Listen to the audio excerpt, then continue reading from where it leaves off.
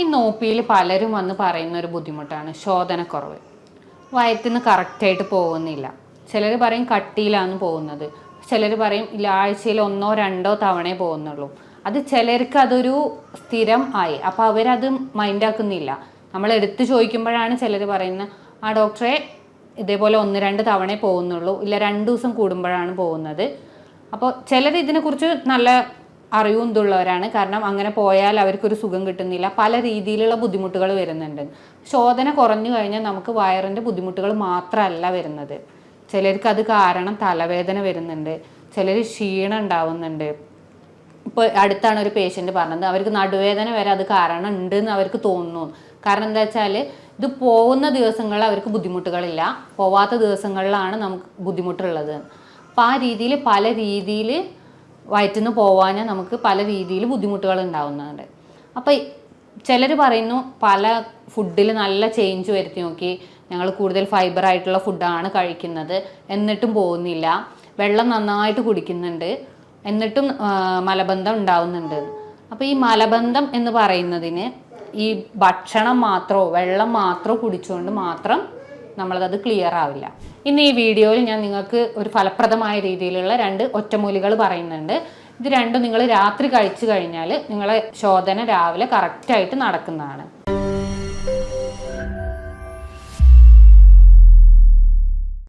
അപ്പോൾ എന്താണ് മലബന്ധം?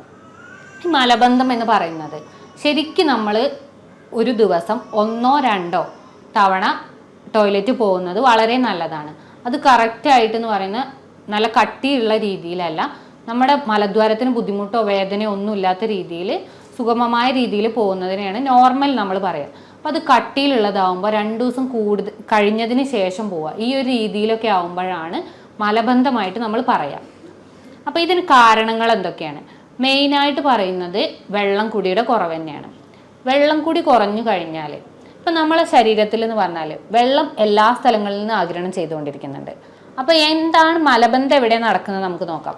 വൻകുടൽ, ആമാശയത്തിന് ശേഷം നമ്മൾ പറയും വൻകുടലുണ്ട്. അപ്പോൾ ഈ സ്ഥലത്ത് എന്ന് പറഞ്ഞാൽ അവിടെയുള്ള സെൽസും ഈ ന്യൂട്രിയൻസിനെ വലിച്ചെടുക്കുന്നതിൻ്റെ ഒപ്പം അവിടുന്ന് വെള്ളവും വലിച്ചെടുക്കും. അപ്പോൾ അവിടെ ഭക്ഷണം ദഹനം കഴിഞ്ഞതിന് ശേഷം എത്തിക്കഴിഞ്ഞാൽ അവിടുന്ന് വെള്ളം വലിച്ചെടുക്കുന്നുണ്ട്. അപ്പോൾ നമ്മുടെ ശരീരത്തിന് ആവശ്യമായ വെള്ളമാണ് അവിടെ വലിച്ചെടുക്കുന്നത്. അപ്പോൾ നമ്മൾ ശരീരത്തിന് ആവശ്യമായ രീതിയിൽ വെള്ളം ഉള്ളിലേക്ക് എടുത്തിട്ടില്ല എന്നുണ്ടെങ്കിൽ അവിടുത്തെ ആഗിരണം ചെയ്തു കഴിഞ്ഞാൽ ബാക്കി വരുന്നത് വീണ്ടും നമ്മൾ കട്ടിയാവുകയാണ് ചെയ്യുന്നത്. അപ്പോൾ അത് മലദ്വാരത്തിലൂടെ പുറത്തു പോകാനുള്ള ബുദ്ധിമുട്ടുണ്ടാവും. അപ്പോൾ നമ്മൾ ശരീരത്തിലേക്ക് ആവശ്യത്തിൽ വെള്ളം ഉള്ളിലേക്ക് എടുക്കണം. പിന്നെ ഫൈബർ കുറഞ്ഞു കഴിഞ്ഞാൽ നാരുകൾ അടങ്ങിയ ഭക്ഷണം, അപ്പോൾ നാരുകൾ അടങ്ങിയ ഭക്ഷണങ്ങൾ കഴിക്കുമ്പോൾ ദഹനത്തിന് ശേഷം അത് ശരീരത്തിന് അവിടുന്ന് വെള്ളം വലിച്ചെടുക്കാനും ന്യൂട്രിയൻ വലിച്ചെടുക്കാനും സുഖമാണ്. പിന്നെ ആ രീതിയിൽ തന്നെ നാരുകൾ കൂടുതൽ അടങ്ങി കഴിഞ്ഞാൽ അവിടെയുള്ള മൂവ്മെൻറ്റും ക്ലിയർ ആയിട്ടുണ്ടാവും. അപ്പോൾ അവിടെയുള്ള മൂവ്മെൻറ്റിൽ ഉണ്ടാവുന്ന മാറ്റവും നമ്മുടെ ശരീരത്തിലെ മലബന്ധത്തിന് കാരണമാവും. നോർമലി ആ മൂവ്മെൻറ്റിനെ നമ്മൾ പറയാം പെരിസ്റ്റാൾട്ടിക് മൂവ്മെൻറ്റ് എന്നാണ്. അപ്പോൾ ആ മൂവ്മെൻറ്റ് കറക്റ്റായിട്ട് നടക്കണം. അപ്പോൾ മെയിനായിട്ട് അതിനെ സഹായിക്കുന്ന അവിടുത്തെ സെല്ലുകളാണ്. അപ്പോൾ ആ സെല്ലുകളുടെ ആരോഗ്യസ്ഥിതി നമ്മൾ നോക്കണം. ഇപ്പോൾ ഒരു ടെൻഷൻ അല്ലെങ്കിൽ മാനസിക പിരിമുറുക്കമുള്ള ഒരു വ്യക്തിക്ക് എന്ന് പറഞ്ഞാൽ ശരീരത്തിൽ സ്ട്രെസ് ഹോർമോൺ കൂടുതലായിട്ട് ഉൽപ്പാദിപ്പിക്കും. ആ സ്ട്രെസ് ഹോർമോൺ കൂടിക്കഴിഞ്ഞാൽ ഈ കോശങ്ങളിലേക്കുള്ള രക്തയോട്ടം, അതുപോലെ തന്നെ ചിലപ്പോൾ ആ കോശങ്ങളിലുള്ള ഇമ്പൾസുകൾ എന്ന് പറയുന്നത് നമ്മൾ അവിടെ കൊടുക്കുന്ന ഓരോ ആശയവിനിമയം എന്ന് പറയുന്ന പോലെ ശരീരത്തിലുള്ള മാറ്റങ്ങളെയാണ്. അപ്പം അതിൽ കൂടുതൽ ഇമ്പൾസ് കൊടുത്തു കഴിഞ്ഞാൽ അവിടുത്തെ മൂവ്മെൻറ്റ് കൂടും. അല്ല, സ്ട്രെസ്സ് കൂടുന്നതിനനുസരിച്ച് ആ ഇമ്പൾസ് കുറയുകയാണെന്നുണ്ടെങ്കിൽ ഈ കോർട്ടിസോളിൻ്റെ ഉൽപ്പാദനം കൂടുമ്പോൾ നമ്മൾ അവിടുത്തെ ഇമ്പൾസ് കുറയുകയാണെന്നുണ്ടെങ്കിൽ അത് മലബന്ധത്തിനും കാരണമാവും. അപ്പോൾ അത് 2 രീതിയിലും ബാധിക്കാം. മൂവ്മെൻറ്റ് കൂടിയാലും ബുദ്ധിമുട്ട് തന്നെയാണ്, കുറഞ്ഞാലും ബുദ്ധിമുട്ടാണ്. പിന്നെ നമ്മുടെ ശരീരത്തിൽ ടെൻഷൻ കൂടുമ്പോൾ നമ്മുടെ ടെൻഷനെയും ബ്രെയിനിനെയും അതുപോലെ തന്നെ വൻകുടലിനെയും കണക്ട് ചെയ്യുന്ന ഒരു ബ്രെയിൻ ഗട്ട് ആക്സിസ് എന്ന് പറയും. അതൊരു ബൈ ഡയറക്ഷണലാണ്, അങ്ങോട്ടും ഇങ്ങോട്ടും ഉള്ള ചാനലാണ്.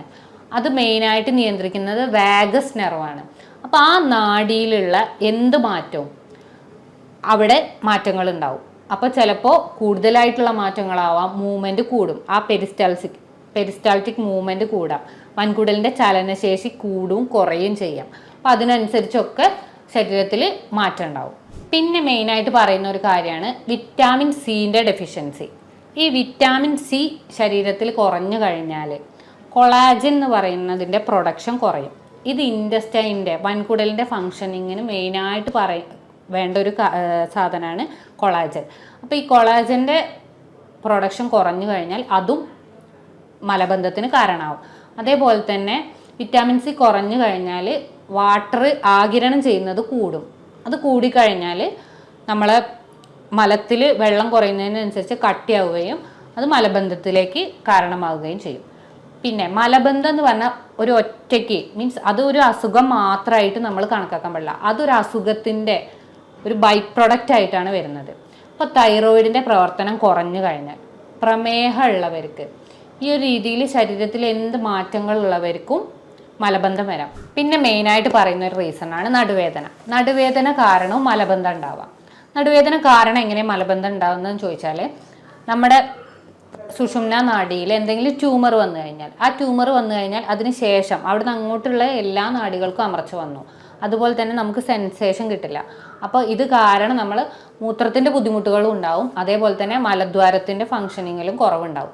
അപ്പോൾ ആ ചലനശേഷി കുറഞ്ഞു കഴിഞ്ഞാൽ മലം കട്ടിയാവും ചെയ്യുക, അവിടെ മലം കൂടുതലായിട്ട് നിൽക്കുകയാണ് ചെയ്യുക. അപ്പോൾ വീണ്ടും വെള്ളം വലിച്ചെടുക്കുമ്പോൾ അത് കട്ടിയായി പോവാതിരിക്കുകയും മലബന്ധം ഉണ്ടാവുകയും ചെയ്യും. അതുപോലെ തന്നെയാണ് കാൽഷ്യക്കുറവ് ഉണ്ടായി കഴിഞ്ഞാലും നമുക്ക് മലബന്ധം ഉണ്ടാവാം. പിന്നെ നമ്മൾ ശ്രദ്ധിക്കാത്തൊരു റീസണാണ് നമ്മൾ കറക്റ്റായിട്ട് സ്ഥിരമായിട്ട് ഒരേ ടൈമിൽ പോവുകയാണ് അല്ല. അപ്പോൾ ഒരു 2-3 ദിവസങ്ങളിൽ നമ്മൾ സമയം തെറ്റി ഒരു 5-6 മണിക്കൂർ ലേറ്റായി, മീൻസ് പോകണം എന്നുള്ള തോന്നൽ ഉണ്ടായിട്ട് നമ്മൾ പോയിട്ടില്ല എന്നുണ്ടെങ്കിൽ അപ്പം അത് വൻകുടലിൽ അല്ലെങ്കിൽ മലദ്വാരത്തിൻ്റെ അവിടെ മലം എത്തിയിട്ടുണ്ട്, പക്ഷെ നമ്മൾ പോകുന്നില്ല എന്നുണ്ടെങ്കിൽ വീണ്ടും അവിടെ നിന്ന് വെള്ളം വലിച്ചെടുത്തുകൊണ്ടേയിരിക്കുകയാണ്.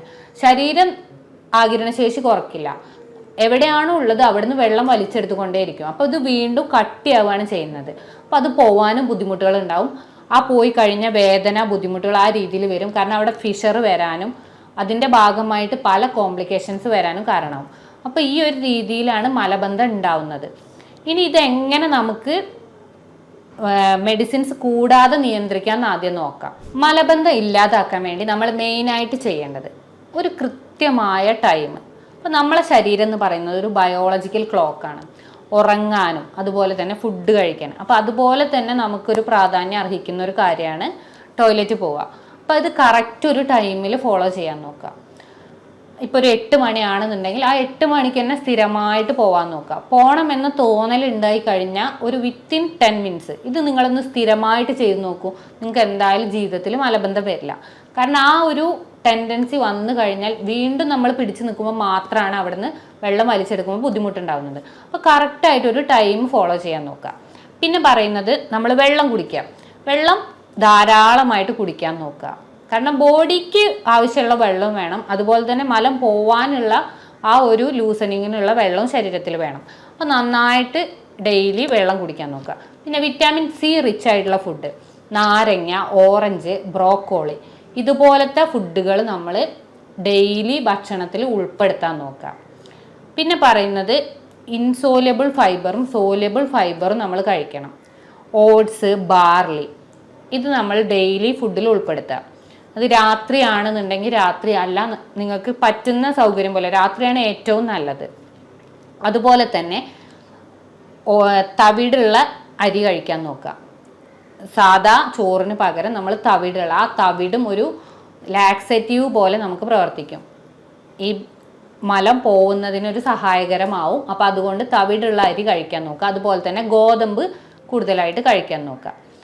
പിന്നെ നമ്മൾ ഇപ്പോൾ ടോയ്ലറ്റിൽ ഇരിക്കുന്ന സമയത്ത് നമ്മുടെ കാൽമുട്ടുകൾ നമ്മുടെ അരക്കെട്ടിന് ഒന്ന് അരക്കെട്ടിനേക്കാൾ ഒന്ന് ഒരു ചെറുതായിട്ട് ഉയർന്ന രീതിയിൽ ഇരിക്കാൻ നോക്കുക. അതിന് വേണ്ടി നമ്മൾ ചെയ്യേണ്ടത് നമ്മളെ മടമ്പ് ജസ്റ്റ് ഒന്ന് പൊന്തിച്ചാൽ മതി. ഈ രീതിയിൽ ഇരുന്ന് കഴിഞ്ഞാൽ നമ്മുടെ വൻകുടലും അതേപോലെ തന്നെ സ്പൈനൊക്കെ നേരെ രീതിയിൽ വരുന്നതുകൊണ്ട് ആ മൂവ്മെൻറ്റ് ചലനശേഷി കൂടുന്നത് കാരണം മലം പെട്ടെന്ന് പോവാൻ നമുക്ക് സഹായകമാവും. പിന്നെ നമ്മൾ ചെയ്യേണ്ട ഇത്രയും ചെയ്തിട്ടും നിങ്ങൾക്ക് ബുദ്ധിമുട്ടുകൾ ഉണ്ടെന്നുണ്ടെങ്കിൽ നമ്മൾ 2 ഒറ്റമൂലികൾ പറയുന്നുണ്ട്. ഇത് ഡെയിലി വൈകുന്നേരം മീൻസ് രാത്രി ഫുഡ് കഴിച്ചതിന് ശേഷം നിങ്ങൾ കഴിക്കുക. ആദ്യത്തേന്ന് പറയുന്നത് ഒരു കട്ടൻ കാപ്പി, നല്ല സ്ട്രോങ് ആയിട്ട് പഞ്ചസാര കംപ്ലീറ്റ് ഒഴിവാക്കിയതിന് ശേഷം സാധാ ഒരു ചുടുവെള്ളത്തിൽ കാപ്പിപ്പൊടി ഇട്ടിട്ട് ഒരു കട്ടൻ കാപ്പി ഉണ്ടാക്കുക. കട്ടൻ കാപ്പി ഉണ്ടാക്കിയതിന് ശേഷം അതിൽ 2 സ്പൂണ് ഒലീവ് ഓയിൽ, കൂടുതലായിട്ട് എടുക്കണ്ട, കാരണം അത് പിന്നീട് ചിലപ്പോൾ വയറിളക്കത്തിന് കാരണമാവും. അപ്പോൾ 2 സ്പൂൺ ഒലീവ് ഓയിൽ എടുക്കുക. എന്നിട്ട് അത് രാത്രി കഴിച്ചതിന് ശേഷം കിടക്കുക. രാവിലെ നിങ്ങൾക്ക് സുഗമമായ രീതിയിൽ മോശം പോവും. പിന്നെ വേറൊന്ന് പറയുന്നത്, സാധാ പാല് അല്ലെങ്കിൽ വെള്ളത്തിലും കുടിക്കുക. പാല് രാത്രി ഒരു ഗ്ലാസ് എടുത്തതിന് ശേഷം അതിൽ 1 സ്പൂൺ കാസ്റ്റർ ഓയിൽ. നോർമലി എല്ലാവർക്കും അറിയുന്നതാണ് ആവണക്കിൻ്റെ എണ്ണ. പഴയ ആൾക്കാരൊക്കെ സ്ഥിരമായിട്ടത് ഉപയോഗിക്കുന്നത് കണ്ടിട്ടുണ്ടാവും. പക്ഷെ ഇന്നത്തെ രീതിയിൽ നമുക്കത് എന്താണ് ഏതാണെന്ന് അറിയില്ല. അപ്പോൾ ആവണക്കിൻ്റെ എണ്ണ ഈ പാലിൽ ഒഴിച്ചതിന് ശേഷം ഡയറക്റ്റായിട്ട് കഴിക്കുക. കൂടുതലായിട്ട് കഴിക്കേണ്ട. ഈ ഒരു ഗ്ലാസ്സിൽ 1 സ്പൂൺ എന്ന രീതിയിൽ കഴിക്കുക. ഇത് സ്ഥിരമായിട്ട് ഒരാഴ്ച ചെയ്യുമ്പോൾ, ഒരു ദിവസം ചെയ്യുമ്പോൾ തന്നെ നിങ്ങൾക്ക് മാറ്റങ്ങൾ മനസ്സിലാവും. പിന്നെ അത് ഒരാഴ്ച കണ്ടിന്യൂ ചെയ്യുകയാണെന്നുണ്ടെങ്കിൽ നിങ്ങൾക്ക് മലബന്ധം കൺട്രോൾ ചെയ്ത് പോവാവുന്നതാണ്. പിന്നെ ഡെയിലി രാവിലെ എണീച്ച ശേഷം നിങ്ങളൊരു അധിക ചൂടിലല്ല, ഒരു മൈൽഡ് ചൂടിൽ ഇളം ചൂടുവെള്ളം 2 ഗ്ലാസ് ഡെയിലി എല്ലാവരും കുടിക്കാൻ നോക്കുക. അത് മലബന്ധത്തിന് മാത്രമല്ല, ശരീരത്തിലെ എല്ലാ ഉന്മേഷത്തിനും കോശങ്ങളുടെ വളർച്ചയ്ക്കും ഒക്കെ നല്ല രീതിയിൽ ഹെൽപ്പ് ചെയ്യും. അപ്പോൾ ഈ രീതിയിൽ നിങ്ങൾ എല്ലാവരും ഒന്ന് ചെയ്തു നോക്കൂ.